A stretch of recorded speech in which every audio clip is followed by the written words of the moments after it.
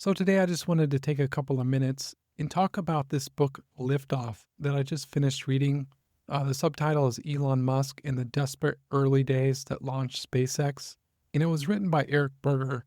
And what I'm doing for this particular small mini podcast here is just looking at the 8 different ways in which we can learn lessons and apply them to our business. I just wanted to go through these and read them off for you so that you can just take a moment to think about how they might apply to your business in the terms of how Elon Musk used them and applied them in SpaceX. I think we can really learn a lot from Elon in those early days and how he crafted and formed the company.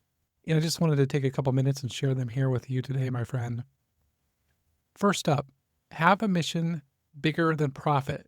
So Elon Musk was obsessed with making humanity a multi-planetary, and this gave SpaceX a higher purpose in everything from their cost decisions to their personnel to their management.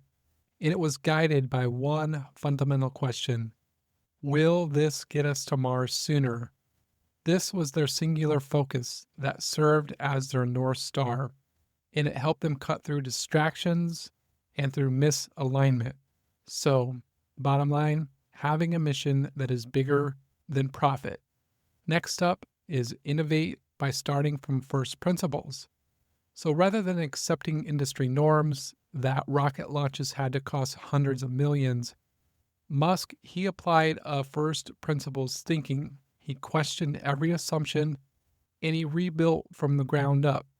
In this approach, it enables SpaceX to dramatically cut costs and disrupt the entrenched aerospace incumbents. And what we found is they did it better than anybody else simply by looking at first principles. The next lesson that I really like here is build a team that believes in the impossible. SpaceX's earliest team, they came from humble backgrounds and they had diverse geographies from the Midwest here in the US to Lebanon in Germany. Musk, he chose them for their raw talent, in their drive over their pedigrees. He didn't care what college you went to. He wanted people that were driven. And then he molded the team to achieve what was impossible, that of reaching orbit by a privately built rocket company. And they were the first ones to ever do that. So by building a team that believes in the impossible, he accomplished the impossible. Next is relentless iteration wins. Musk really pushed his team to build fast and build constantly and to learn quickly from their failures. The first 3 Falcon 1 launches, they failed, and I talk about that in more detail in the full podcast if you'd like to listen to it. Each of these failures taught them critical and vital lessons that improved until on the 4th time they were successful reaching orbit. For instance, after one failure, SpaceX would begin listing their top 11 risks before each launch instead of just those usual 10. And this became a habit that was born from a small oversight that brought a rocket down. And they use this over and over, even to this day. They look at the top 11 risks. The next cool lesson here is scrappiness can beat scale.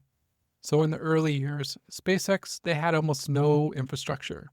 They were launching rockets from a remote island in the Pacific, yet they succeeded through sheer hustle, creativity, and willingness to do whatever was needed, including makeshift manufacturing, working through the night, and solving problems on the fly. That was their norm. Scrappiness beats scale. Next is personal sacrifice creates organizational culture. Now, Musk, he didn't just ask his team to sacrifice, he embodied it himself. He pushed himself harder than anyone. He was sleeping in the factory, staying up overnight to help weld rocket parts with his engineers, and this really built a culture of intensity. But it also drew some criticism and burnout, it would say. But Musk later admitted that he should have taken a moment to celebrate with his team, maybe even to just have one drink on the beach with them. But I must say, all along the way, Musk is in the trenches with his team. He never asked anyone to do anything that he wasn't willing to do himself. Let's keep going. Just two left here. The next one is timing and luck matter, but so does refusing to quit. So by the time SpaceX finally reached orbit, Musk, he had put over $100 million of his own money into the venture. And if Flight 4 would have failed, the company likely would have died.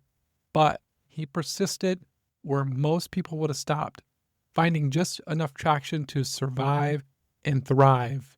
And after that successful fourth flight and they got into orbit is when things really went catastrophic for SpaceX. And then the last one here, my friend, is legacy isn't given, it's earned. So the story of SpaceX's early years is one of a constant near death. But those hard-earned victories created something much larger, a company that not only transformed commercial spaceflight, but redefined what they thought was possible. It's from that DNA, Musk now builds the Starship that is one day going to carry humans to Mars. Those are the top lessons that I took away in regards to how we might think about and apply them towards our business. This is an excellent book. I would highly recommend it. It's a fun and quick read. I'll leave a link here for you in the Substack. Thanks for listening, my friend. I greatly appreciate all of your time. Until next time, make it a beautiful day in the neighborhood.